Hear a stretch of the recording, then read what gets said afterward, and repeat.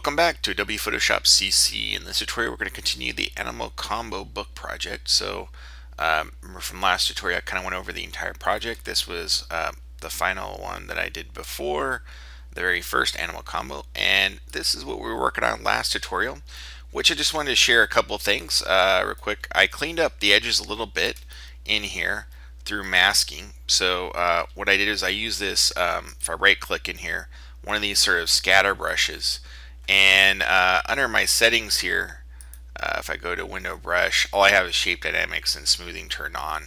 Sometimes you have scattering on these applied, so just uncheck that. But what that does is it gives you a little bit more organic kind of edge. So if I paint along here and kind of break up, like there's this extra green here, and maybe I don't need to see quite so much of the palm there, I can do that. And if I take it too far, again, I can hit the X key and kind of bring it back. But I have that ability to make it a little bit more organic in terms of the selection. Notice this overspray effect here. What I'm going to do to correct that, that's all from the cloning layer. I'm going to hold Alt or Option and click in here and basically clip it inside here, so it only affects this this layer here. So you can see without and with the clipping added. And this is all in a group. All I did was shift click and add the group here. So I have another image here which I'm going to combine. Basically, I'm thinking of the rear end kind of part of the animal, what it might be. And I've chosen this animal here. It's a type of deer, I believe. I don't know exactly what kind of animal this is, but so those of you know, forgive me about that. But I've already made a selection just like before with a quick selection. And I use quick mask if I hit the Q key to kind of paint out the area. And you'll notice that overall this animal doesn't have fur except for a little bit up here in the top. If we zoom in here, you can kind of see this sort of fuzzy fur. So there's an issue here that I'm going to share with you through masking that can be done through a couple of masks. So what I'm going to do is add a layer mask by clicking on the square circle, and then I'll mask it. And then I'm going to double click in here just like before and apply the selected mask.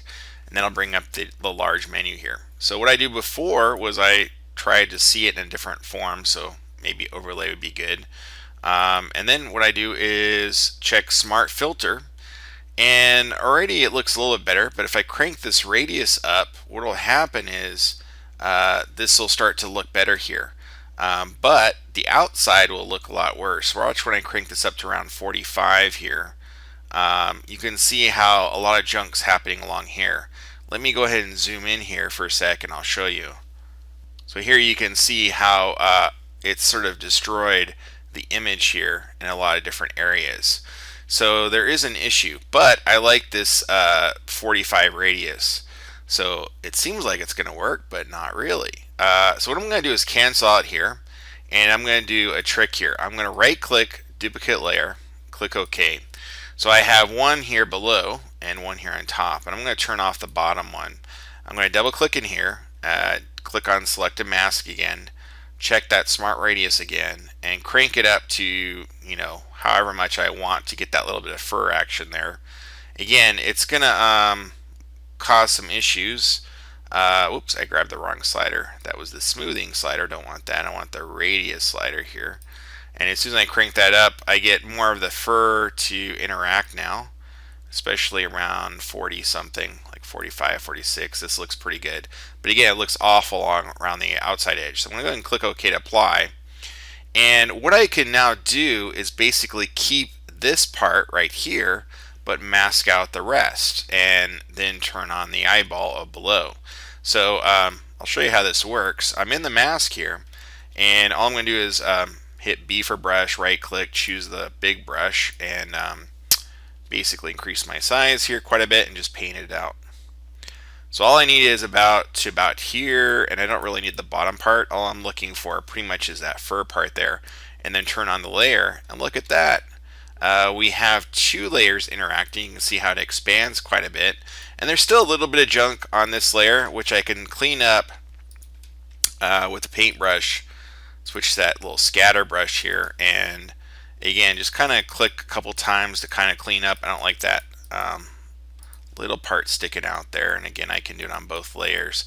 Sometimes you have to switch to the other layer below, but all this other junk is from the top layer, so I'm just kind of clean that up And then again, clean up in here just a tiny bit.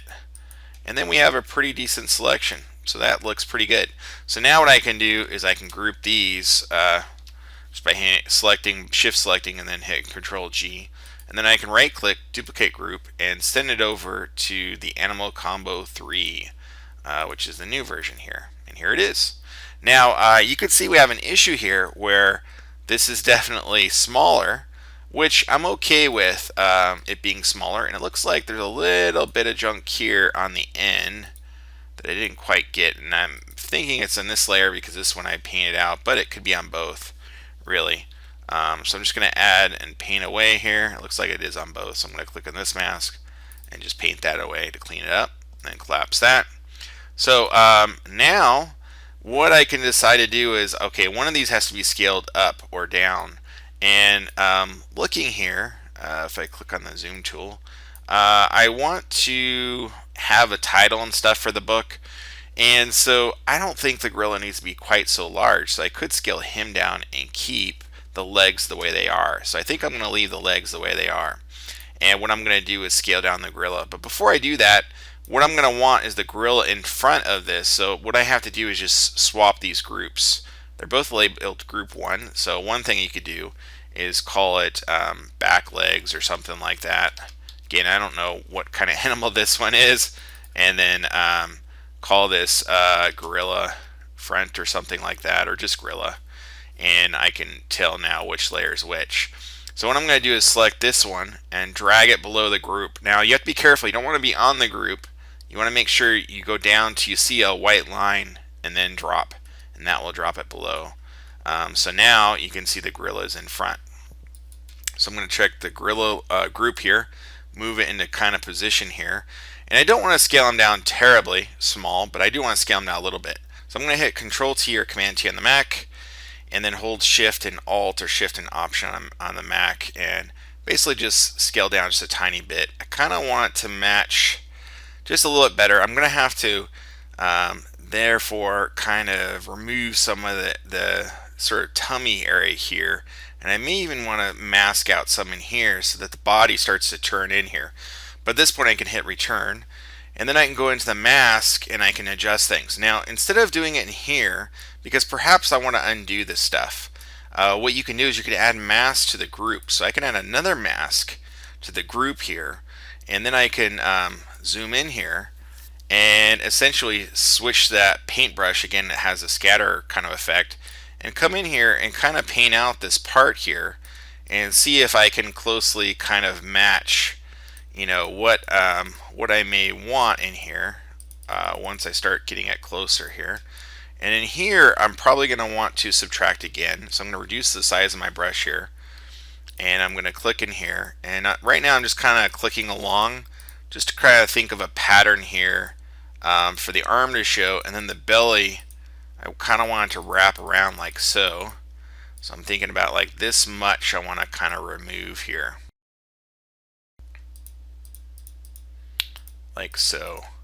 And so essentially what I would do is kind of just spend more time sort of cleaning up here, but I think this will work pretty well in terms of the animal combo. So coming in here, kind of cleaning up. Of course, I would probably eventually want to move it over a little bit more so it feels like it's more attached. And we're going to do some compositing tricks, plus we're going to add additional animals here. But this is a good start for the animal combo project. This is part 2. We'll see you soon in the next tutorial in Adobe Photoshop CC. Cheers.